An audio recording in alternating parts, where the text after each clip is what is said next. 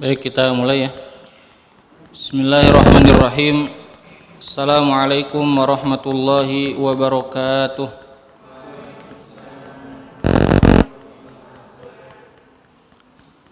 Alhamdulillah hamdan katsiran thayyiban mubarakan fih kama yuhibbu rabbuna wa yardah. Wassallallahu ala Muhammadin wa ala alihi wa ashabihi wa man tabi'ahum bi ihsanin ila yaumiddin. Asyhadu an la ilaha illallah wa asyhadu anna Muhammadan abduhu wa rasuluh. Allahumma la ilma lana illa ma 'allamtana innaka antal alimul hakim. Allahumma anfa'na bima 'allamtana wa 'allimna ma yanfa'una wa zidna ilman. Allahumma la sahla illa ma ja'altahu sahla wa anta taj'alul hazna idza syi'ta sahla. Ikhwan wal akhwat, a'azakumullah. Di kesempatan sore hari ini, alhamdulillah Allah Subhanahu wa taala mempertemukan kembali kita semuanya dalam kajian rutin yang hari ini masih kita membahas tentang materi akidah, dan hari ini kita membahas tentang materi yang banyak orang keliru, banyak orang terjerumus menjadi salah dalam memahami urusan takdir. Dan ini yang menyebabkan banyaknya kaum muslimin yang kemudian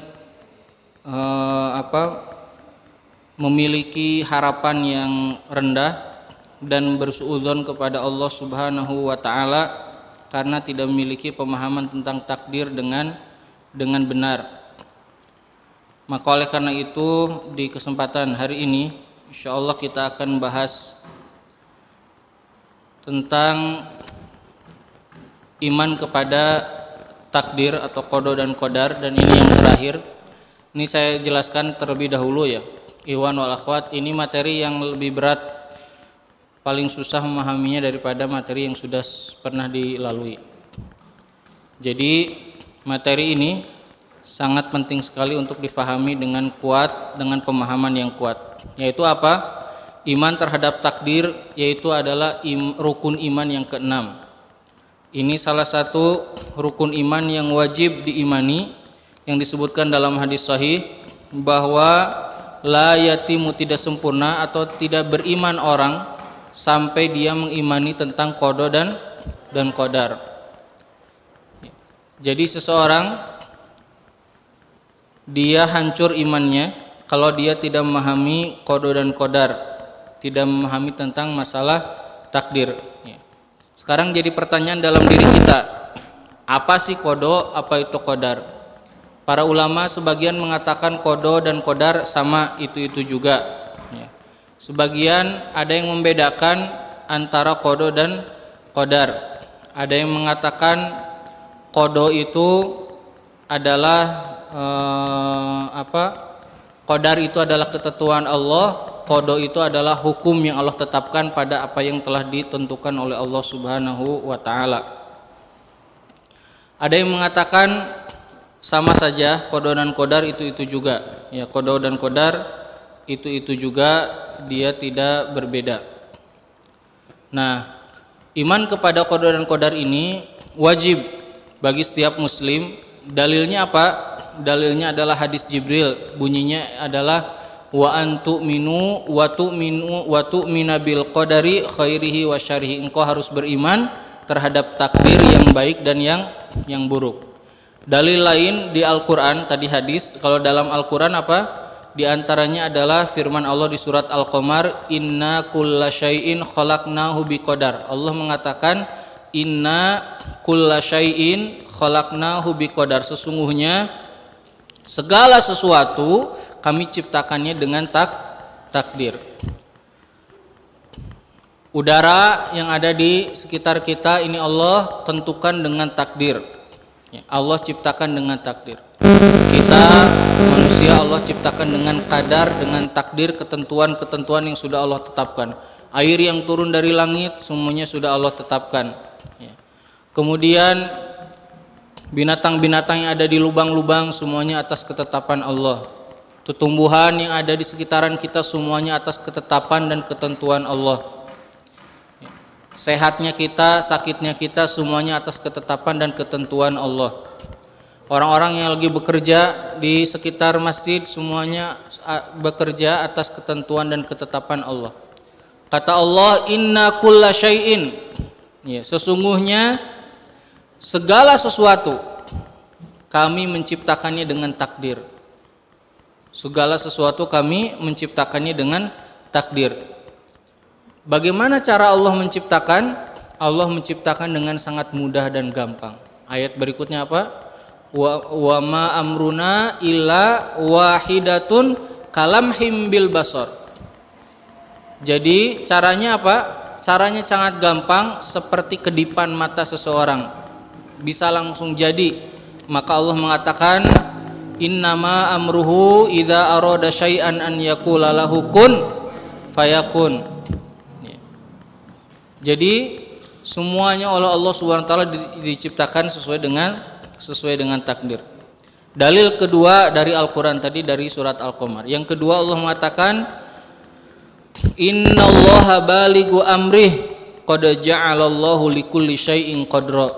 Sesungguhnya Allah telah mengurusi segala urusan, menyampaikan segala urusan, menciptakan segala urusan. Qad ja'alallahu, Allah telah menjadikan segala sesuatunya dengan takdir. Dengan takdir. Ini kita harus pahami dulu tentang wajibnya mengimani takdir. Yang berikutnya Allah mengatakan di surat Al-Waqiah, nahnu qaddarna bainakumul mauta. Kami telah mentakdirkan di antara kalian kematian. Si ini sekian puluh tahun, si ini sekian puluh tahun, si ini sekian puluh tahun, sudah ada catatan. Semuanya sesuai dengan takdir. Berikutnya di dalam surat Al-Hadid Allah mengatakan, wa ma asaba min musibatin fil ardi wala fi anfusikum illa fi kitab min qabli an nabraha inna dzalika 'alallahi yasir. Tidak ada yang terjadi di langit dan di bumi kecuali sudah dicatat oleh Allah Subhanahu wa taala, dan itu mudah bagi Allah Subhanahu wa taala. Dan banyak lagi puluhan ayat di dalam Al-Qur'an yang menyebutkan wajibnya seorang mukmin beriman dengan terhadap takdir. Sekarang menjadi pertanyaan dalam diri kita. Menjadi pertanyaan dalam diri kita. Kapan mulai ada orang yang mengimani takdir dengan cara yang salah? Kapan mulai ada orang yang mengimani takdir dengan cara yang salah? Pertama kali ada kemungkaran dan kebatilan dalam perkara takdir, yaitu adalah di zaman tabi'in, dari orang-orang Irak.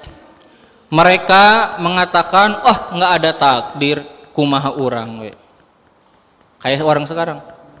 Jadi apa yang diucapkan oleh orang-orang yang nggak mengimani takdir itu sudah pernah ada dulu. Sudah pernah ada dulu.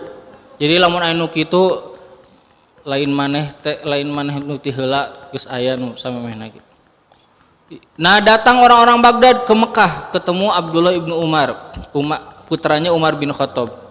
Kata orang-orang ini, wahai Abdullah ibnu Umar, di tempat kami ada yang ngomong gini-gini tentang takdir. Kemudian gimana menurut engkau? Kemudian kata Abdullah ibnu Umar, ya aku berlepas diri dari mereka. Sesungguhnya Nabi SAW, sesungguhnya ayahku pernah menyampaikan bahwa Nabi SAW mengatakan di dalam hadis Jibril yang panjang yang tadi di dalamnya ada bunyi, engkau harus beriman terhadap takdir yang baik dan yang buruk. Jadi akhwat, ikhwan, dan semua yang menyaksikan bahwa di alam semesta ini semuanya sudah Allah ciptakan ketentuannya. Sudah Allah ciptakan, dan Allah Maha mampu melakukan apapun dengan cara yang sangat cepat, yang tidak pernah terpikirkan oleh siapapun dari makhluknya. Karena semuanya sudah Allah tetapkan. Dan jangankan apa? Jangankan menentukan, mengumpulkan saja Allah bisa melakukannya dengan sangat cepat. Ya. Allah menyebutkan di dalam Al-Qur'an sayhatan wahidah. Ya. Fa idahum jami'un ladaina muhdharun. Cuma satu teriakan, satu tiupan, semua makhluk sudah hadir di depan kami, kata Allah. Bayangkan, semua makhluk. Hanya dengan satu tiupan saja, semuanya sudah hadir, siap-siap di sidang. Itu adalah kehebatan dan ketentuan Allah Subhanahu wa taala. Maka seorang mukmin setelah dia mengimani iman kepada Allah, iman kepada malaikatnya, iman kepada kitab-kitabnya, iman kepada rasulnya, iman kepada yaumil akhir, maka berikutnya dia harus mengimani bahwa Allah telah menetapkan dan menentukan segala sesuatu yang ada di alam semesta ini. Tidak ada yang terlewat kecuali sudah Allah tetapkan. Allah mengatakan inna kulla syai'in khalaqnahu biqadar. Segala sesuatu sudah Allah ciptakan sesuai dengan takdir. Ada kadarnya, ada ketentuannya, ada ketetapannya. Ditetapkan oleh Allah, diciptakan oleh Allah, ditentukan oleh Allah, dan semuanya atas kehendak Allah Subhanahu wa taala. Lalu sekarang muncul, bagaimana cara kita mengimani takdir? Cara mengimani takdir, maka harus mengimani 4 urutan takdir. 4 urutan takdir. Nanti kita ngomong yang lainnya tentang apa? Tentang nanti mungkin banyak pertanyaan. Kalau semuanya sudah ditakdirkan, kumaha nu teu soleh, kumaha nu baong, kumaha nu naha aya singa, naha aya Firaun, dan seterusnya. Nah, nanti kita bahas. Iman terhadap takdir ya tidak akan sempurna kecuali mengimani, meyakini 4 perkara. Yang pertama yaitu mengimani ilmu Allah, pengetahuan Allah. Mengimani bahwa apa sih maksudnya ilmu Allah? Mengimani bahwa Allah mengetahui tentang segala sesuatu yang ada di alam semesta ini, yang sudah terjadi, yang akan terjadi, yang sedang terjadi, dan sesuatu yang mungkin terjadi tapi tidak terjadi, tapi bila terjadi Allah tahu apa yang akan terjadi. Saya ulangi lagi. Apa yang dimaksud dengan ilmu?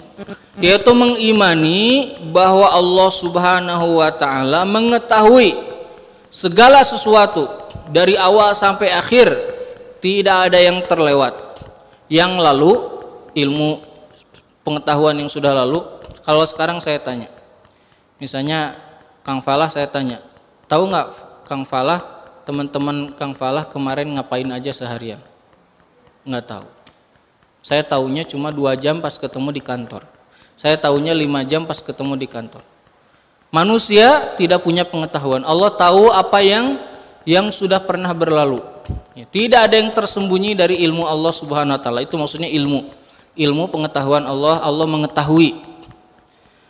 Dan Allah yang kedua mengetahui apa yang akan terjadi besok, lusa, ya, tahun depan, 10 tahun lagi, sampai kapanpun Allah Maha tahu, sudah tahu apa yang akan terjadi. Yang ketiga yaitu adalah mengetahui apa yang sedang terjadi. Allah menyebutkan dalam Al-Qur'an, wa ma tasqutu min waraqatin illa ya'lamuha. Ya.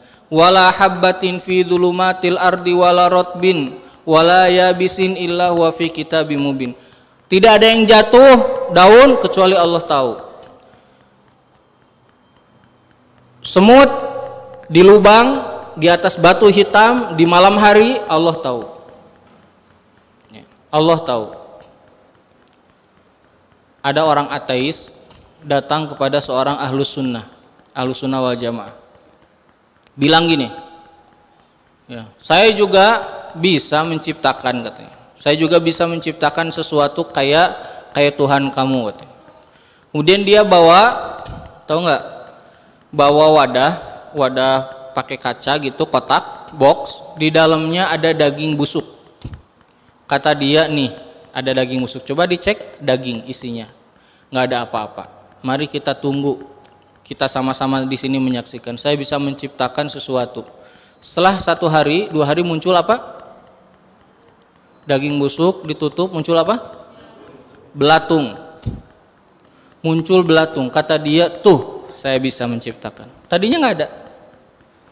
Kemudian orang Ahlus Sunnah wal Jamaah ini, orang Ahlus Sunnah ini cerdas. Kata dia, kalau kamu benar-benar ya mengetahui, kalau kamu benar-benar penciptanya, saya mau tanya, ya, saya mau tanya, ini dari yang ada semua belatung di sini jumlahnya berapa? Belatung yang ada di kotak ini jumlahnya berapa? Bisa jawab nggak? Nggak bisa. Dia bingung. Ya banyak katanya. Namanya pencipta ya pasti tahu. Nggak ada orang misalnya, Pak, kami ini developer syariah. Alhamdulillah sudah bikin beberapa perumahan. Oh, udah berapa perumahan? Kurang tahu, pokoknya beberapa aja. Masa pencipta pembuat perumahan kok nggak tahu? Nanti ditanya, kalau perumahan yang di Buah Batu isi rumahnya berapa satu komplek? Nah, pokoknya banyak deh. Mungkin nggak orang yang bikin? Manusia saja nggak masuk akal. Ini katanya pencipta, ya masa nggak tahu? Terus kata Ahlus Sunnah ini dia bilang, kalau kamu bilang pencipta, saya mau tanya katanya. Ya, dari semua ini coba sebutkan yang lahirnya kemarin siap yang mana aja, yang lahirnya tadi malam yang mana aja, yang lahirnya tadi pagi yang mana aja. Yang jadinya tadi pagi nggak tahu. Ya udah, kalau gitu nggak usah itu deh katanya. Saya mau tanya, dari semua belatung ini kapan matinya? Mereka ini kapan-kapan saja matinya? Nggak tahu. Ya udah nggak usah itu deh, nanya mana yang betina, mana yang jantan. Tahu nggak? Nggak tahu. Namanya pencipta harusnya tahu. Allah Maha tahu terhadap segala penciptaannya. Orang kalau manusia aja begitu. Kalau saya tanya developer, ya kalau yang blok A ini itu tipe berapa? Nah itu kurang tahu Pak. Saya nanti bisa saya tanya tukang bangunan. Loh Bapak teh developer atau oh bukan, saya mah tukang nyiapin kopi di kantor. Oh ternyata bukan. Ya. Oh enggak, saya penciptanya, saya yang membuat perusahaan ini, saya yang harusnya dia tahu. Nggak mungkin dia nggak tahu. Ada orang bikin motor, jualan motor, ini motor terbaru katanya di tahun 2021. Pas kita tanya ini mesinnya berapa cc, terus dia jawab apa? Nggak tahu. Mungkin nggak? Perusahaan A mengeluarkan motor terbaru di tahun 2021. Ya, motornya mereknya ini harganya sekian, tapi untuk kapasitas mesinnya tidak diketahui. Laku mau jualannya? Mau laku. Nah, Allah Subhanahu wa taala mengetahui apa segala sesuatu yang lalu, yang akan datang, dan yang sedang terjadi, termasuk sesuatu yang tidak terjadi, tapi kalau terjadi Allah tahu apa yang akan terjadi. Contoh, Allah bilang kepada Nabi dalam surat At-Taubah kalau tidak salah, kata Allah, "Lau kharaju fikum mazadukum illa khabala." Kata Allah, kalau orang munafik itu ikutan perang sama kamu wahai Muhammad, mereka enggak nambah manfaat, malah nyusahkan kamu pas perang. Berangkat enggak mereka? Enggak, kata Allah, kalau mereka pergi, Allah tahu apa yang akan terjadi, tapi enggak jadi. Jadi Allah Maha tahu terhadap segala sesuatu. Ya. Maka dalilnya apa? Di surat At-Tolak Allah mengatakan lita'lamu, agar kalian semuanya tahu, annallaha ala kulli syai'in qadir wa annallaha qad ahata bi kulli syai'in ilma. Agar kalian semua tahu wahai makhluk, Allah Subhanahu wa taala Maha kuasa terhadap segala sesuatu, dan Allah Maha tahu terhadap segala sesuatu. Ada apa yang di hati kita Allah tahu. Apa yang ada di pikiran kita Allah tahu. Kemudian di ayat lain Allah mengatakan ya'lamu ma baina aydihim wa ma khalfahum wa ilallahi turja'ul umur. Yang kemarin, yang akan datang, yang sedang terjadi, Allah semuanya tahu. Ini tingkatan pertama ya, tentang ilmu Allah Subhanahu wa taala. Dalil lain surat Al-Mujadilah. Allah mengatakan alam taro annallaha ya'lamu ma fis samawati wa ma fil ar. Apakah kalian tidak melihat Allah Maha tahu apa yang ada di langit dan yang di bumi? Ma yakunu min najwa salasatin illa huwa rabi'uhum. Enggak ada yang lagi ngumpul-ngumpul 3 orang kecuali Allah yang keempatnya Allah tahu. Mereka lagi ngapain, ngobrolnya apa saja. Kemudian kata Allah, wala khamsatin illa huwa sadisuhum. 5 akhwat ngerumpul, Allah Maha tahu. Allah yang keenamnya di situ Allah tahu. Mereka ngobrolin apa? Makanya kata Nabi, ya, tidaklah sebuah kaum itu berkumpul di satu majlis ketika mereka bubar tidak mengingat Allah, melainkan di mata Allah mereka seperti bangkai keledai. Kenapa? Karena Allah tahu apa yang mereka lakukan di majlis itu. Ngobrol kena naon, ngobrol kena K-pop, games terbaru naonnya ayeuna. Ya, nggak ada obrolan-obrolan yang bermanfaat. Bahkan untuk urusan dunianya juga tidak ada bermanfaat. Makanya kata Umar, aku benci kepada seseorang yang tidak melakukan perbuatan baik bagi akhiratnya ataupun bagi dunianya. Nah, itu dalil. Kemudian kata Allah, ya, wa huwa ma'ahum, melainkan Allah bersama mereka aina makanu. Allah Maha tahu, maksudnya pengetahuan Allah bersama mereka. Allah tahu terhadap segala sesuatu. Ini takdir mengetahui ini, ya. Taib. Kemudian berikutnya, paham ya? Tingkatan takdir yang pertama, untuk memahami takdir kita harus meyakini Allah, kita harus mengimani bahwa Allah mengetahui segala sesuatu, mengimani akan ilmu Allah, pengetahuan Allah terhadap segala sesuatu yang sudah lalu, yang akan datang, yang sekarang, yang tersembunyi, yang tidak tersembunyi, semuanya tidak ada yang tersembunyi di sisi Allah Subhanahu wa taala. Yang kedua, nah sekarang sudah tahu nih ilmu Allah, kita tahu Allah mengetahui. Sekarang gini, saya mau tanya. Kan tadi Allah Maha mengetahui. Ya, Allah Maha, ini sebelum masuk ke yang kedua. Allah Maha mengetahui. Sekarang ini, Allah tahu apa yang akan terjadi besok? Tahu. Besok itu ya akan ada sholat. Ada yang sholat, ada yang nggak sholat. Bener nggak? Pilihan orang mau sholat dan tidak sholat itu pilihan siapa? Pilihan kita. Pilihan kita. Allah tahu nggak kita mau milih yang mana? Allah tahu. Besok kita mau milih yang mana? Allah tahu. Lusa kita mau milih yang mana? Allah tahu. Nanti matinya kita mau mati husnul khotimah atau su'ul khotimah, Allah tahu kita mau seperti apa. Semuanya kata Allah, inna hadainahu an-najdain. Ya, kata Allah, fa'alhamaha fujuraha wa taqwaha. Jalan yang baik, yang buruk Allah sudah berikan petunjuknya. Tapi kita mau kemana Allah Maha tahu. Karena Allah sudah tahu, maka kita sekarang masuk ke tingkatan yang kedua. Yang kedua yaitu mengimani bahwa Allah mencatat segala sesuatu, dicatat di Lauhil Mahfud. Yang Allah ketahui tadi, yang sudah Allah tetapkan, Allah catat semuanya di Lauhil Mahfud. Makanya ada yang nanya, Ustaz, katanya penghuni surga, penghuni neraka itu sudah ada catatannya. Iya, betul. Ada hadisnya. Terus gimana kita? Kok udah dicatat? Karena Allah tahu hamba ini mau kemana, Allah tahu. Hamba yang ini mau kemana, Allah tahu. Allah ngasih jalan. Diturunkan Al-Quran, dikirim nabinya. Kok orang ini nggak berislam, kok nggak beriman? Allah tahu. Yang beriman masuk surga, yang tidak beriman masuk neraka. Allah tahu. Maka pengetahuan Allah ini sudah dicatat dari dahulu. Di mana dicatatnya? Di Lauhil Mahfud. Ini yang kedua. Yang kedua yaitu adalah mengimani bahwa Allah Subhanahu wa taala telah mencatat segala sesuatunya di Lauhil Mahfud. Dalilnya apa, Ustaz? Dalilnya surat Al-Hadid ayat 22. Allah berfirman, "Ma asaba min musibatin fil ardi wala fi anfusikum." Tidak ada yang terjadi di bumi pada diri kalian illa fi kitab, kecuali semuanya sudah ada di kitab Lauhil Mahfud.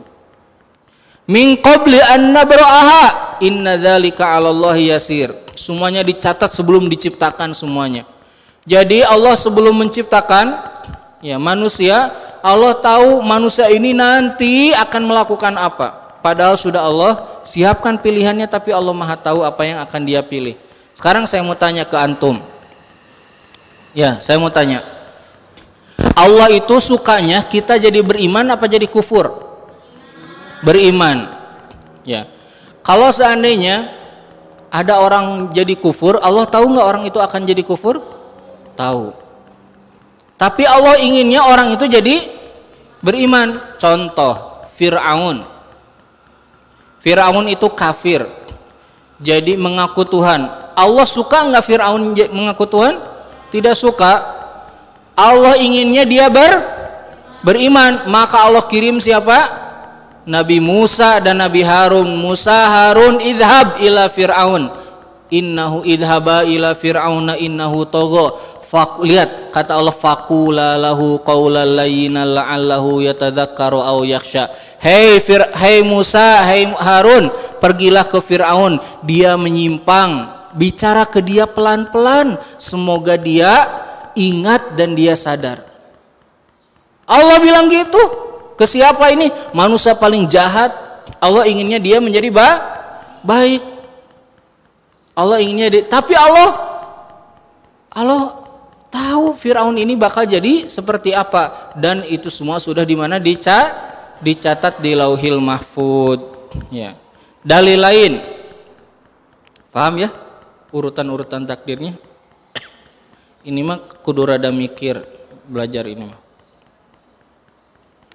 Allah mengatakan ya dalam ayat lain surat Al-An'am ayat 38, wa ma min dabatin fil ardi wala ta'irin yatiru bijanahaihi illa umamun amsalukum ma farratna fil kitabi min syai'in thumma ila rabbihim yusyarun. Kata Allah, tidak ada satupun makhluk di bumi, hewan-hewan, dan tidak juga burung yang terbang dengan sayapnya, kecuali seperti kalian. Mereka ini adalah umat-umat seperti kalian. Maksudnya makhluk seperti kalian. Ma farratna fil kitab, nggak ada yang lewat, semuanya sudah dicatat. Semuanya sudah dicatat oleh Allah Subhanahu wa taala. Dalil lain. Surat Al-An'am ayat 59, kata Allah, wa indahu mafatihul ghaib. Dan milik Allah itu adalah kunci-kunci yang gaib. Tidak ada yang tahu kecuali Allah. Yang di bumi, yang di lautan, yang di daratan, di lautan, semuanya sudah dicatat oleh Allah illa fi kitabim mubin. Lihat ikhwan akhwat, jadi yang kedua kita harus mengimani semua segala sesuatu itu adalah sudah dicatat oleh Allah Subhanahu wa taala. Saya meninggalnya nanti gimana ya? Saya anaknya punya berapa ya? Anak-anak saya akan jadi gimana ya? Masalah saya apa saja ya, dalam semuanya sudah ada dicatat oleh Allah Subhanahu wa taala. Kok udah dicatat? Saya kan belum beramal, katanya amal pilihan saya. Allah sudah ngasih jalan, Allah ngasih jalan ke kita. Besok Allah ngasih jalan lagi, lusa Allah ngasih jalan lagi. 10 tahun lagi kita misalnya usia berapa, puluhan tahun sekian, 50 tahun, 60 tahun, Allah ngasih jalan lagi. Dan Allah tahu kamu bakal milih yang mana. Nanti kamu sholat subuhnya bakal di mana? Kamu bakal bangun jam berapa? Pengennya jam berapa? Allah sudah tahu, itu pilihan kamu. Dan karena Allah sudah tahu, maka semuanya sudah dicatat oleh Allah Subhanahu wa taala. Nah, sekarang ikhwan akhwat penting nih. Sekarang ada pertanyaan. Lalu kapan Ustadz Allah mencatat segala sesuatu itu? Dalam hadis sahih ya, dari Ubadah bin Somit, Rasulullah SAW bersabda, kata Nabi, inna awwala ma khalaqallahu al-qalam. Yang pertama kali Allah ciptakan itu pena. Gak usah nanya penanya dari apa, segede apa, ya. Gak usah ditanya. Ini goib. Goib itu maksudnya kita tidak. Goib itu adalah sesuatu yang kita tidak tahu. Ya. Kemudian kata Allah kepada pena, penanya sudah diciptakan. Kemudian Allah bilang, ya qalam. Allah bilang begini kepada pena, uktub, katanya, tulis. Ini pertama kali makhluk diciptakan oleh Allah itu pena. Kemudian penanya disuruh tulis. Kemudian kata pena, wa madza aktub? Aku harus nulis apa ya Allah? Kemudian kata Allah, tulis segala takdir-takdir sampai hari kiamat. Penanya langsung bergerak berjalan. Ditulis semuanya.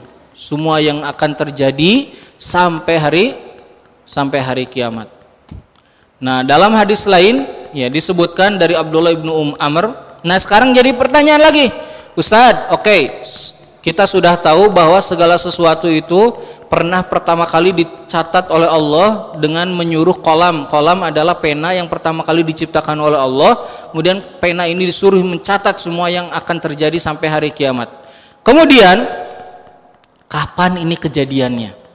Dalam hadis lain dari Abdullah bin Amr ibnu As, hadis sahih, dikatakan Nabi SAW bersabda, kataballahu maqadira al-khalaiqi qabla an yakhluqas samawati wal arda bi khamsina alfasanah. Allah sudah mencatat takdir-takdir makhluk sebelum Allah menciptakan langit dan bumi 50.000 tahun. 50.000 tahun lagi teh bakal aya bumi, langit jeung bumi jeung eusina. Tapi Allah tahu nanti akan ada apa saja, maka pengetahuan Allah inilah yang mencakup segala sesuatu ini, dicatat semuanya dalam di lauhil mahfud. Ini hebat keagungan Allah Subhanahu wa taala. Ya. Ada orang yang berdalil gini. Ukhti katanya. Pertemuan kita ini sudah dicatat oleh Allah 50.000 tahun yang sebelum diciptakan langit dan bumi. Ya. Aya benerna, aya salahna eta teh. Ya. Ya, ada benernya, ya benar semua segala sesuatu sudah dicatat oleh Allah 50.000 tahun sebelum diciptakannya langit dan bumi. Ya betul. Tapi urusan jodoh mah harus dicari sama kayak amal, dan Allah tahu kita nyarinya kemana. Amal juga sama, Allah tahu kita inginnya beramal seperti apa. Ya. Paham ya ini? Paham nggak? Ini urusan takdir. Ya, urusan takdir ini perlu mikir. Taib. Sekarang sudah tahu berarti ada berapa tingkatan barusan? 2, yaitu mengimani Allah, mengimani ilmu Allah, bahwa Allah mengetahui segala sesuatu. Yang kedua, mengimani bahwa Allah mencatat segala sesuatu. Yang ketiga, ya, harus dihafal, ada ujiannya, yaitu adalah mengimani bahwa segala sesuatu itu, baik itu yang ada pada pengetahuan Allah ataupun yang dicatat di buku di Lauhil Mahfud, semuanya atas kehendak Allah. Jadi yang ketiga itu beriman atas masyiatillah, kehendak Allah. Kita suka bilang insya Allah, itu namanya masyiatillah. Kita harus mengimani segala sesuatu yang Allah catat, yang Allah ketahui, dan yang terjadi semuanya atas kehendak Allah Subhanahu wa taala. Nah, di sini rada panjang pembahasannya. Semuanya atas kehendak Allah Subhanahu wa taala. Maka Allah menyebutkan, saya sebutkan dulu dalilnya di surat Ali Imran. Allah mengatakan qulillahumma malikal mulki tutil mulka man tasya. Allah ngasih kerajaan kepada yang Allah kehendaki. Allah nyabut si kekuasaan nu jadina presiden teu jadi presiden atas kehendak Allah, atas kehendak Allah. Allah muliakan orang tadinya mulia jadi hina, dicemooh orang, dijauhi orang. Ada nggak yang gitu? Ada, atas kehendak Allah. Nabi pernah begitu? Pernah lagi, tiap hari diusir dari Mekah. Yang tadinya hina dimuliakan oleh Allah atas kehendak Allah. Kata Allah dalam Al-Quran, biyadikal khair innaka ala kulli syai'in qadir. Di tanganmu lah kebaikan. Maknanya apa? Bahwa Allah menghendaki segala sesuatu yang baik. Aduh, jadi pertanyaan, Ustadz, kan segala sesuatu atas kehendak Allah, berarti Allah juga menghendaki yang buruk dong. Ya. Aya pekerja wanita komersial, PSK, Allah menghendaki, berarti Allah menghendaki yang buruk. ada khomer, buruk, Allah menghendaki yang buruk. Ada ular, sok macok, Allah menghendaki yang buruk. Gimana cara memahaminya? Tadi katanya Allah menghendaki segala sesuatu. Allah menghendaki dan menetapkan segala sesuatu. Baik, di sini kita akan bahas. Kata saya juga ini rada panjang. Kan tadi semua segala sesuatu yang terjadi di alam ini atas kehendak Allah Subhanahu wa taala. Maka muslim itu enggak boleh dia bilang ya besok akan melakukan ini dan itu, kecuali mengatakan apa? Insya Allah. Ya, kecuali mengatakan insya Allah. Ya. Allah mengatakan wala taqulanna li syai'in inni fa'ilun dzalika ghadan illa ayyasha Allahu wadhkur rabbaka idza nasit. Janganlah engkau bilang sekali-kali bilang besok saya bilang akan begini dan begitu, melainkan atas kehendak Allah. Ingat Allah kalau engkau lupa. Jadi kalau lupa bilang insya Allah.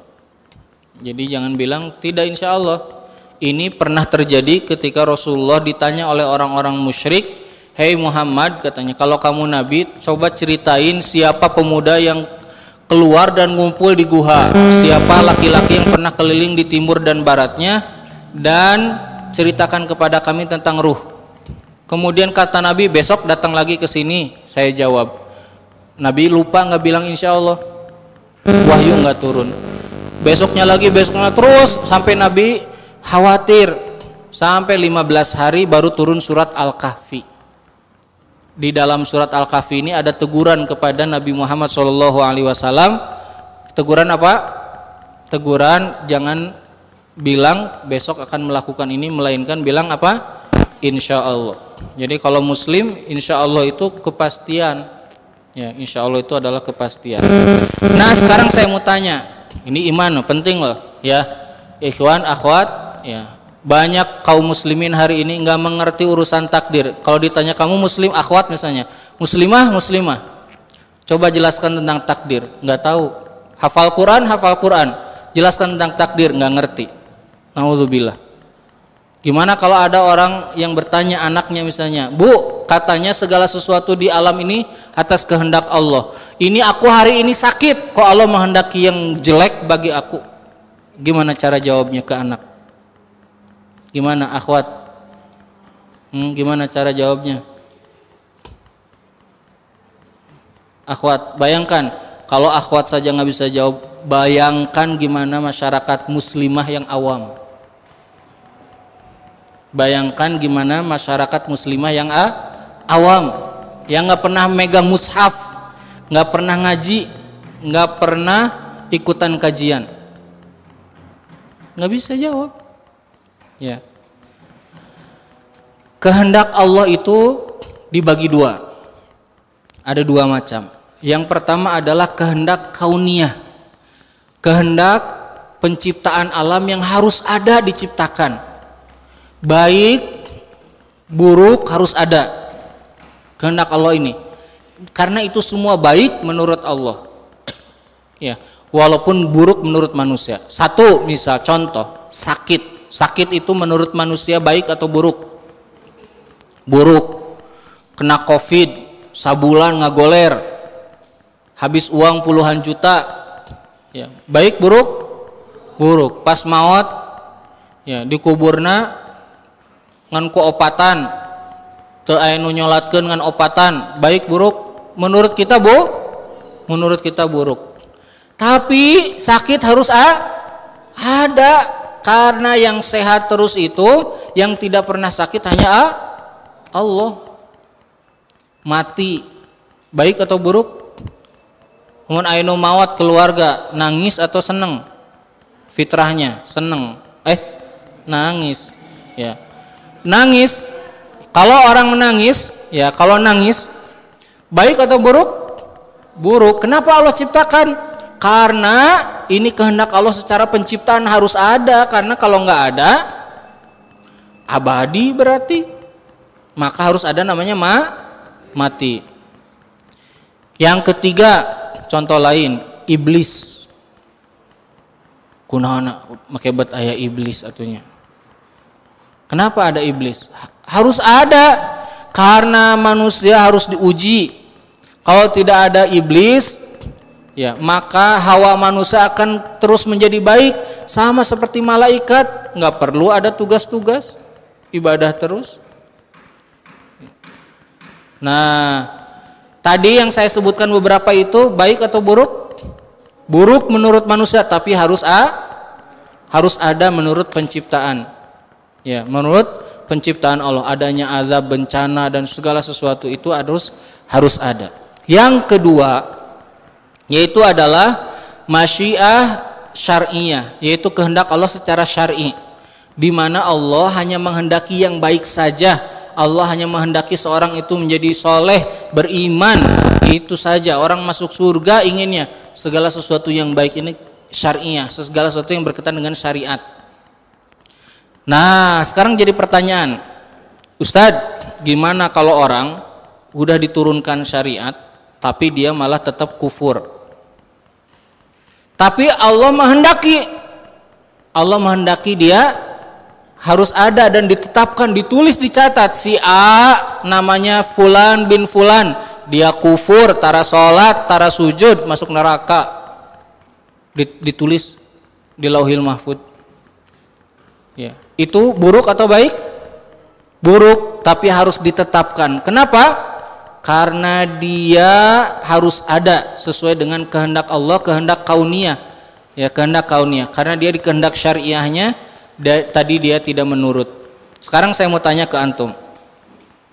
Nih secara logika biar gampang mikirna. Ada dosen di kelas, atau ulah dosen lah, guru SMA, muridna sakelas 40 orang. Guru SMA ini wali kelasnya bilang di awal tahun, nah tahun ini teh ujian naik kelas, ujian UN, harus rajin, ya. Nih ibu ngasih apa panduannya, setiap hari ini harus les begini, ini tugasnya ini, terus begitu. Kalau ada PR begini, kalau ada yang nggak bagus, ibu kasih bimbingan tambahan. Ibunya ini, gurunya ini pengennya muridnya semuanya lulus atau pengennya nggak lulus? Lulus semuanya. Belajarlah. 1 semester aman, semester kedua aya 5an bangor. Didatangan ke keluarganya, Bu, Pak, putra bapak, putra ibu teh begini-begini, coba dikasih tahu, dipanggil, mana teh mau diberi jajan, kadon kabur. Sampai akhirnya datang waktunya UN, nggak hadir, karena memang sudah lama bolos. Naik nggak? Nggak naik. Ketika nggak naik, gurunya suka nggak? Nggak suka. Tapi wali kelas ini harus mencatat nggak? Harus dicatat. Dari 40 siswa saya, 35 naik kelas, 5-nya nggak naik. Harus ditulis nggak? Boleh nggak disembunyiin? Nggak boleh. Harus ditetapkan, ditulis. Suka nggak ini gurunya? Nggak suka. Allah nggak suka yang namanya Firaun itu kafir. Allah kirim Nabi Musa dan Nabi Harun, tapi dia tetap kafir. Dicatat di Lauhil Mahfud. Ini gambaran logika yang paling mudah memahami terkait dengan apa? Ketetapan Allah Subhanahu wa taala. Ya, tentang ketetapan Allah Subhanahu wa taala. Nah, orang-orang ini yang tidak lulus besok, lusa, malah tidak, masa mudanya hancur, nggak kenal Allah, nggak kenal Islam, semakin buruk, keturunannya buruk. Allah suka nggak ke mereka begitu? Nggak suka. Allah sudah kirim para ulama, kirim ilmu, kirim segala macam, kok dia malah begitu terus? Ya, dia milihnya ke situ. Fahadainahun najdain, ada 2 jalan sudah Allah kasih hidayah, kasih petunjuk 2 jalan itu. Nih yang benar, ini yang salah. Dia malah milih yang salah. Sama Allah harus dicatat nggak di Lauhil Mahfud? Harus catat nggak? Harus. Ya, nggak boleh disembunyikan. Ya, nggak boleh dihapus. Harus ada. Nah, itu namanya kehendak Allah Subhanahu wa taala, ketetapan Allah Subhanahu wa taala. Itu aya nu aya nu baong cenah teh malak batur nanti nusuk orang, ngerampok, ya. Dicatat oleh Allah mereka seperti itu. Allah suka nggak? Nggak suka. Allah sudah ngirim peringatan segala macam, dianya tetap begitu. Tapi tetap harus dicatat dan Allah tahu dia bakal milih yang mana. Sama seperti tadi. Ya, sekarang saya mau tanya. Di kampus ada dosen. Dosennya bilang gini ke maba, mahasiswa baru. Adik-adik, anak-anakku, ya. Kalian di kampus ini harus melakukan begini-begini. Di tahun pertama begini, tahun kedua begini. Siapa saja yang tidak begini, maka nanti akan DO, akan ini, akan itu, akan nanti kalau nggak naik tingkat bayar deui tas semester deui, wah rugi pokoknya mah. Ngasih tahu gitu nggak dosennya? Ngasih tahu. Sudah, baik itu melalui tulisan atau dibacakan.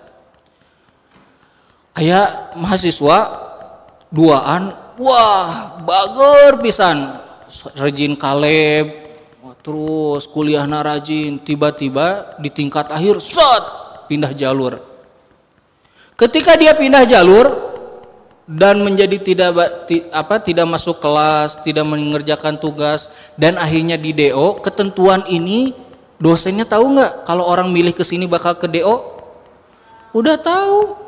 Bahwa orang ini kalau dia milih ke sini dia begini dan begitu bakal DO, kalau ke sini bakal lulus, dosennya tahu nggak? Tahu atuh, ya. Ini perlu minum dulu. Ya, seperti kata saya, ya belajar takdir itu kudu mikir, ya beneran ya, ini bukan ilmu yang gampang yang memahami takdir itu. Banyak yang coba antum ya. Adain riset, tanya orang-orang di jalanan, tukang baso, tukang cilok, tukang ojek, anak-anak kecil atau ibu-ibu. Bu, terang teu takdir, naon takdir teh? Allah teh terang naon wae. Pusing ditanya gitu, nggak tahu apa-apa. Ya, hari ibu ayeuna kumaha hirup abi mah miskin. Miskin eta kehendak Allah sanes. Wah pusing deh ibu, pusing. Banyak yang nggak ngerti. Padahal kalau coba sebutkan rukun iman, iman kepada Allah, kepada malaikat, kitabnya, rasulnya, hari kiamat dan tak disebut takdir. Nah itu bisa. Padahal takdir masuk ke rukun iman. Dari banyak orang yang nggak peduli, banyak yang nggak. Yang dengarkan ya, saya belajar takdir itu 1 tahun penuh di kampus saya dulu di Madinah. Belajar takdir itu 1 tahun penuh mata kuliah. Saya fakultas hadis, tapi belajar takdir itu satu pekan itu 4 SKS. 1 pekan. Kenapa? Dan itu 2 semester. Kenapa? Permasalahannya banyak. Jadi ini mah ringkasan. Hari ini tuh ringkasan. Nah, kemudian yang keempat terakhir, kita harus mengimani bahwa Allah Subhanahu wa ta'ala menciptakan segala sesuatunya.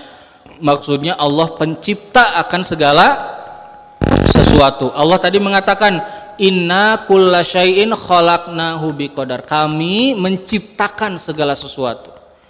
Sekarang saya mau tanya. Ya. Aya nu mabok, tasi amalan mabok teh eta tuh ciptaan bukan? Ciptaan siapa? Ciptaan Allah. Yang milihnya siapa? Manusia yang milihnya. Manusia yang milihnya. Ya. Sekarang saya mau tanya. Ya, lihat dalilnya ini, dalilnya dulu. Di surat Az-Zumar Allah mengatakan Allahu khaliqu kulli syai', Allah pencipta segala sesuatu. Di surat As-Saffat 96 Allah mengatakan wallahu khalaqakum wa ma ta'malun. Allah yang menciptakan kalian dan apa yang kalian lakukan juga Allah yang menciptakannya. Tadi akang minum, itu ciptaan bukan perbuatan minum? Ciptaan. Allah yang menciptakannya. Sekarang di kantor, antum di kantor, ada nggak misalnya kalau jam 8 harus absensi, jam 8.10 ngumpul, jam 8.30 apa ada nggak kantor yang bikin gitu? Ini bikinan bukan? Bikinan. Semua yang kita lakukan ini adalah ciptaan dan semua yang dilakukan oleh kita semua adalah ciptaan Allah Subhanahu. Itu contoh-contohnya kos gitulah. Ya kos gitu. Jadi sekarang saya mau tanya. Berarti anu maboke eta ciptaan Allah, mabokna. Aduh kumahanya memahaminya. Nah, sekarang saya mau tanya. Orang kalau mau melakukan sesuatu itu harus ada dua sumber untuk bisa melakukan sesuatu. Ya, dua sumber dasar untuk bisa melakukan sesuatu itu satu yaitu adalah kemauan. Yang kedua yaitu adalah kemampuan. Kemauan sama kemampuan ini siapa yang menciptakan? Allah. Yang membawa kemampuan sama kemampuan ini untuk berbuat baik itu manusianya. Yang membawa kemampuan dan kemampuan ini untuk berbuat jahat itu manusianya. Sekarang saya mau tanya, antum datang ke sini tadi karena kemampuan saja atau karena kemauan saja atau karena dua-duanya? Pasti karena dua-duanya, bohong kalau bukan karena dua-duanya.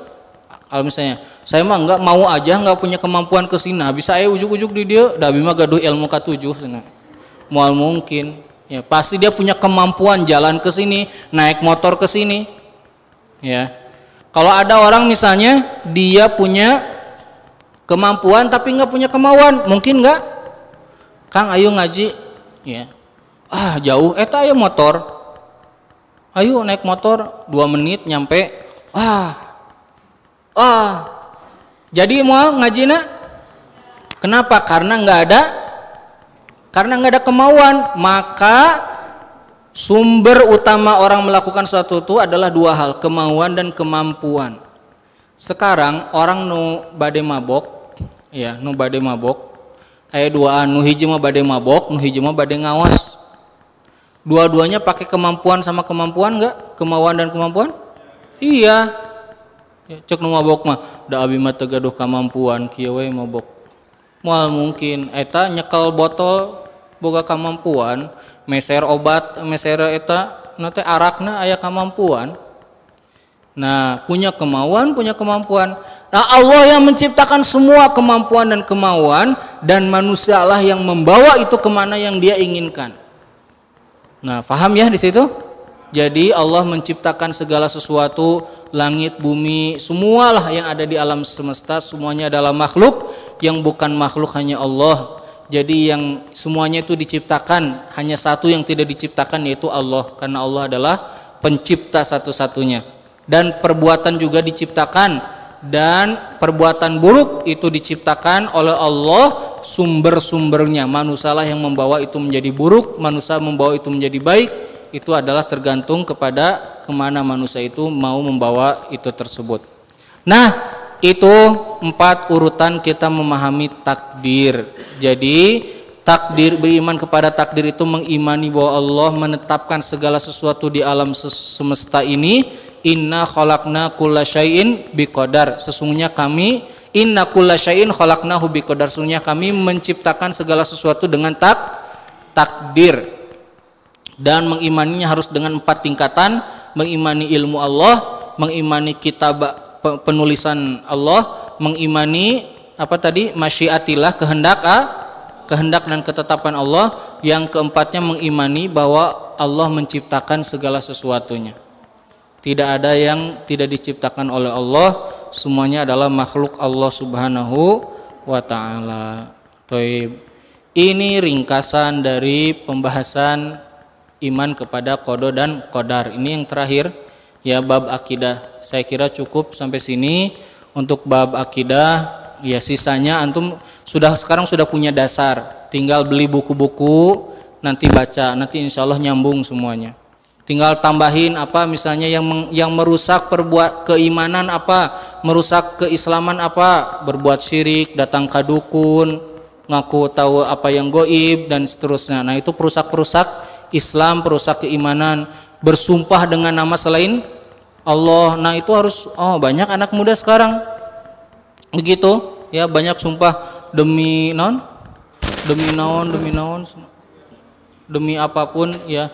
Itu bahaya sekali ya, hati-hati ya. Itu kalau ada yang bilang gitu tegur langsung, karena kata Nabi man halafa bi ghairillahi, siapa yang bersumpah dengan nama selain Allah, faqad kafaro au faqad asyraka au kafaro. Kata Nabi, siapa yang bersumpah dengan nama selain Allah, dia telah musyrik atau dia telah kufur. Bahaya itu. Kade maneh musyrik. Tuh abi mah teu syirik, cenah eta nyarios tadi syirik gitu artosan. Ya, demi naon ya, hati-hati, kasih tahu, jangan gampang bersumpah. Sumpah itu ada kaidahnya, ya, ada aturannya. Enggak boleh bersumpah kecuali terhadap sesuatu yang penting, dan tidak boleh bersumpah kecuali dengan atas nama Allah. Terus ada yang bilang, Ustadz, cenah bersumpah teh enggak boleh atas nama selain Allah. Eta Allah di Al-Qur'an bersumpah dengan selain Allah. Allah bilang wasyamsi waduhaha, demi matahari. Ayo. Wal qamari, demi bulan. Wan najmi, demi bintang. Ayo, kumaha ta jawabna? Kumaha jawabna? Jawabnya gimana? Jawabnya, itu Allah yang bersumpah, maka terserah Allah. Allah mau bersumpah dengan apa saja. Allah bilang di Al-Qur'an, la yus'alu amma yaf'al wa hum yus'alun. Allah enggak boleh ditanya kenapa melakukan begitu, kamu yang ditanya. Itu jawabannya. Jadi Allah enggak ditanya kenapa melakukan begitu, terserah Allah mau bersumpah dengan apa saja. Ya. Nah, kalau manusia enggak boleh kecuali dengan, nah ini nanti harus difahami tentang penggugur keimanan, keislaman, datang ke dukun, bersumpah dan lain-lain. Ya. Di urang mah bersumpah terpenting bersumpah. Ya, anak-anak muda sekarang tuh parah banget lah. Ya, enggak penting bersumpah. Ya. Sumpah saya dari pagi belum makan nasi katanya. Ya enggak perlu bersumpah tuh, bilang aja belum makan nasi, riwa-riwa teuing. Ya. Sumpah aku kesini naik Gojek katanya. Ya terus kenapa kalau mau naik Gojek gitu? Kudu make bat kudu sumpah ya. Anak-anak muda sekarang. Anak muda sekarang tuh aduh. Ya. Nah gitu ya. Jadi sisanya tinggal antum baca akidah sudah selesai insyaallah. Sisanya antum baca dasar-dasarnya insyaallah sudah cukup. Baik, kalau ada pertanyaan mangga ya, 1 2 3 pertanyaan boleh. Silakan. Masih ada waktu ya. Ada yang masih ngeganjel masalah takdir? Silakan.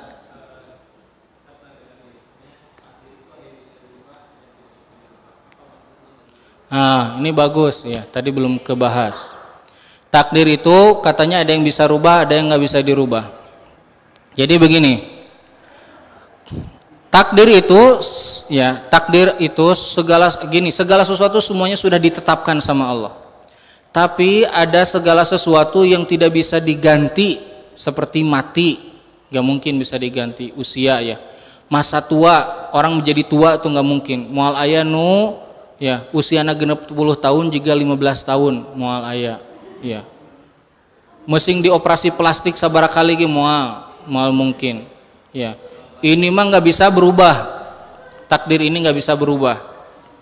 Nah, ada takdir ya, yang dia itu ketentuan-ketentuan yang dia ini bisa berikhtiar menjadi lebih baik atau mengambil yang terbaik, yang kalau dia berikhtiar Allah juga sudah tahu dia bakal mengambil yang mana. Jadi semua pilihan kita Allah sudah tahu. Misal dia itu ditetapkan misalnya di hari Sabtu itu kena musibah, ada musibah yang akan menimpa dia, tapi dia berdoa kepada Allah, berdoa terus, Allah mengabulkan doanya dengan cara mengangkat takdirnya. Dia dirubah takdir buruknya menjadi takdir baik, menjadi tidak ada musibah. Tapi Allah sudah tahu dia bakal berdoa. Jadi semuanya masuk ke dalam takdir Allah, hanya berpindah dari satu takdir ke takdir yang lain. Jadi ketika gini, gampang nama kila, mahasiswa nu tadina baong ya, cek dosen teh ieu teh bangor tah, wah gawat ya, sasemester deui kieu di DO ya, pas udah masuk semester baru jadi bager, cek dosen teh wah bager kieu mah atuh moal ya lulus. Dosennya tahu nggak, berubah jadi baik, ini jadi, dan ini ketentuan kampus, bener nggak? Nah kayak gitulah, itu kecil ya, ini Allah maha luas lagi. permisalan daripada itu. Jadi ya orang itu bisa mencari yang terbaik, ya, berikhtiar, dan Allah tahu ketika dia mau mengambil yang mana. Orang mau sodakohin, dia takdirnya hari ini sodakoh, pas ngaluarkeun 10.000 dimasukkan dikeluarkan 2.000. Nah, dia memilih sodakohnya dengan yang sedikit, dan Allah tahu dia memilih yang sedikit. Begitu juga tadi diambil takdirnya, takdir dia tadi musibah misalnya dirubah menjadi takdir tidak terkena musibah, dan Allah tahu dia akan berdoa di hari itu yang menyebabkan musibahnya tidak terjadi. Ya, misalnya gini, sudah ditakdirkan orang itu keluar rumah ti soledat di depan rumah teh, takdirna teh. Tapi dia keluar rumah bismillahi tawakkaltu 'alallahi la haula wala quwata illa billah. Pas ngalangkah dia bisa menahan diri. Kenapa? Dikabulkan doa tadi bismillah. Karena kata Nabi, siapa yang keluar rumah dengan mengucapkan bismillah tawakkaltu 'alallahi la haula wala quwata illa billah, maka dia berada dalam naungan lindungan Allah Subhanahu wa taala. Dia jadi selamat. Dan Allah tahu hari itu dia bakal berdoa dan takdir yang tadinya itu menjadi tidak terjadi. Jadi semuanya adalah kembali kepada takdir Allah. Ya, semuanya kembali kepada takdir Allah. Jadi paham ya? Jadi orang sebenarnya ditetapkan, orang ini ketetapannya gini lah. Saya ngasih gambaran tuh selalu yang gampang-gampang keseharian biar lebih mudah memahami. Misalnya cek PLN teh, tah ieu tanggal 5 4 hari deui tanggal 5 rumah eta orang cabut listrikna. Teu mayar geus 3 bulan. Ya. Teu mayar geus 3 bulan. Ketetapannya begitu, tanggal 5 harus dicabut. Tiba-tiba dia tanggal 2 kurunyung ke kantor PLN ngalunasan. Jadi dicabut enggak? Enggak. Berubah enggak ketetapannya? Berubah. Ya, cuma manusia mah kan enggak tahu. Nah, Allah mah tahu gitu ketika itu berubah. Semuanya atas kehendak Allah dan ketentuan Allah Subhanahu. Paham ya? Jadi tidak ada yang keluar dari pengetahuan Allah dan tidak ada yang keluar dari apa? Dari apa? Takdir Allah Subhanahu wa taala. Gitu. Sama seperti jodoh, ya, jodoh juga begitu. Jodoh itu nggak gini. Ada yang orang bilang ini mah sudah takdir, makanya saya jodohnya ini. Ya benar takdir, tapi jodoh itu bisa dicari, ya bisa dirubah. Jodoh itu harus dicari. Kayak amal, ya amal. Sekarang amal itu harus dicari nggak? Ya antum itu misalnya mau apa? Mau sholat, ya dia harus datang ke masjid, harus wudu dulu, harus ikhtiar, ya. Untuk mendapatkan pahala itu dia harus ikhtiar. Jodoh juga begitu. Ada yang orang, kenapa sih kamu nggak nikah? Saya mah nunggu takdir, mau datang. Ya, ikhtiar lah. Ya, ikhtiar. Itu termasuk takdir yang kita harus berikhtiar. Ya. Gitu, paham ya? Ya. Mungkin kalau yang sudah punya satu ya harus dicari yang kedua, maksudnya kali gitu ya.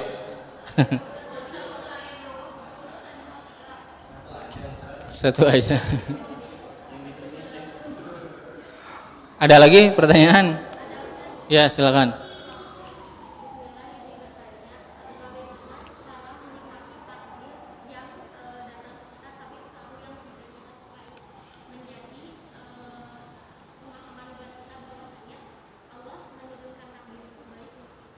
Ya, meninggal ya, yang buruk. Gimana cara menyikapi, bagus pertanyaannya, menyikapi takdir yang buruk. Takdir yang buruk menurut siapa? Manusia. Gini, tadi saya ada yang kelewat ya, sebelum saya jawab ini. Di bumi ini ada orang-orang yang menyimpang terhadap takdir dua kelompok. Kelompok pertama namanya orang Qadariyah. Aya dugi kayen age. Di Indonesia banyak. Mereka yang mengatakan nggak ada kaitannya apa yang terjadi dengan takdir. Allah itu baru tahu kalau sudah terjadi. Mereka yang mengatakan bahwa Allah baru tahu sampai sesuatu itu terjadi, dia telah kufur. Ya. Nah ini banyak, namanya orang Qadariyah. Yang kedua adalah orang-orang Jabariyah. Kalau orang Jabariyah, kita semuanya tidak bisa melakukan apa-apa, ya. Semuanya sudah ditentukan. Kalau ditanya kamu belum makan, kok nggak nyari makan? Kayak ge wareg pamitos waktuna makan mah cenah kitu. Da takdirna gitu. Jadi nunggu we. Nah, ini namanya orang Jabariyah. Ini nggak benar. Ahlus sunnah wal jamaah itu berada di tengah-tengah. Berada di tengah-tengah. Dia beramal, bekerja, mencari terus yang terbaik, dan Allah akan mudahkan orang-orang yang menuju kepada jalan yang terbaik. Allah akan mudahkan jalan kepada orang yang ingin surga, Allah akan mudahkan jalan yang inginnya neraka. Sama. Ya. Nah, sekarang saya jawab, gimana cara kita menyikapi takdir yang buruk? Satu, Allah mengatakan di surat Al-Baqarah, walanabluwannakum, kami pasti akan menguji kalian. Berarti maknanya pasti kita ini bakal diuji oleh Allah. Dengan apa saja? Bisyai'im minal khauf, sedikit rasa takut. Was-was, aduh 2 hari deui pasti ditelepon ieu angsuran. Was-was. Ya. Minal khauf wal ju', lapar. Wa naqsim minal amwali wal anfus, kelaparan, kurang harta, atau wal anfus, meninggal, keluarga saudara meninggal. Was samarot, buah-buahan, kelaparan. Pasti berarti pasti bakal diuji. Ya. Kata Allah, wa basyiri sabirin, kasih tahu ke orang yang sabar kabar gembira bagi mereka. Siapa orang sabar itu? Allah tafsirkan di ayat berikutnya, alladzina idza asobathum musibah qalu inna lillahi wa inna ilaihi rajiun. Mereka yang kalau kena musibah mereka bilang inna lillahi wa inna ilaihi rajiun. Jadi yang pertama kita harus yakin dan mengimani kita semuanya pasti akan diuji oleh Allah Subhanahu wa taala. Allah mengatakan di ayat lain, kata Allah, ahasiban nasu ayyutraku, manusia teh mengira bakal ditinggalkan begitu saja bilang beriman, wahum la yuftanun, dan mereka tidak diuji. Pasti akan kami uji, kata Allah. Jadi kita ini hidup ini pasti bakal apa? Diuji. Hari-hari ini bakal diputarkan oleh Allah. Wa tilkal ayyamu nudawiluha bainan nas. Lihat di Indonesia, dulunya pejabat, sekarang nggak jadi pejabat, dulunya di bawah, dihina, sekarang jadi pejabat. Ada nggak yang itu? Banyak. Begitu kehidupan kita. Jadi kita harus imani kita bakal diuji. Ya, kalau saya di rumah suka bilang di keluarga, ini pasti akan ada ujian. Mual enak terus hidup kita, pasti suatu hari kita bakal sakit. Kalau enggak saya, istri, kalau enggak anak, atau bareng-bareng, kita harus siap ketika menghadapi itu. Atau ada yang meninggal. Kalau enggak, kita bakal kufur terhadap takdir Allah. Jadi itu pasti terjadi. Saya bulan apa ya, sebelum Idul Adha kena corona serumah ya, saya istri sama anak.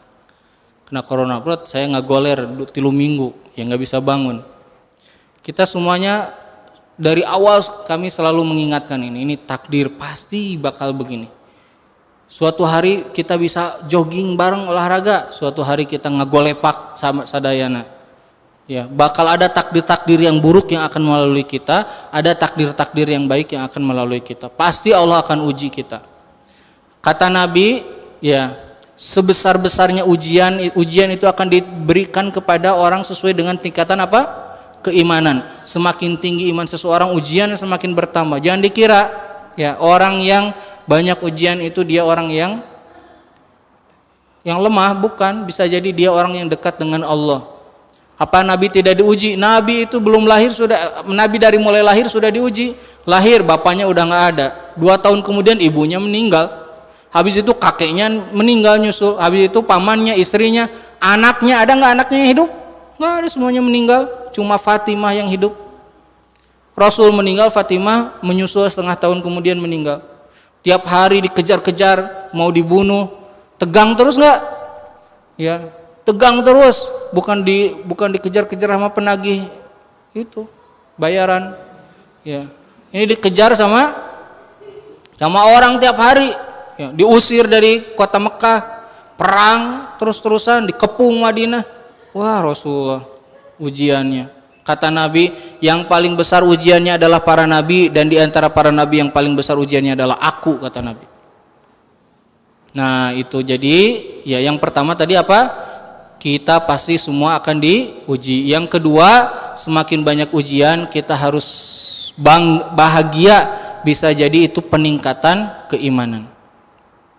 Ya, maka kalau ada yang bertanya kenapa harus ada ujian, dijawab oleh para ulama ujian itu harus ada. Satu, untuk membersihkan barisan kaum muslimin. Sahawain layak di sop pertama, siapa yang layak di sop kedua, nih dibariskan. Makanya diuji.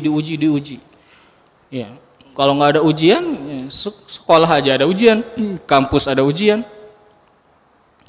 Makanya orang kelihatan kuat, bagus itu ketika diuji. Ya, kalau nggak lagi diuji mah, makanya gini, kalau kita ingin tahu sahabat kita, lihat ketika kita sedang susah, ya, dia masih kuat mensupport kita atau tidak. Nah, dilihat dari situ.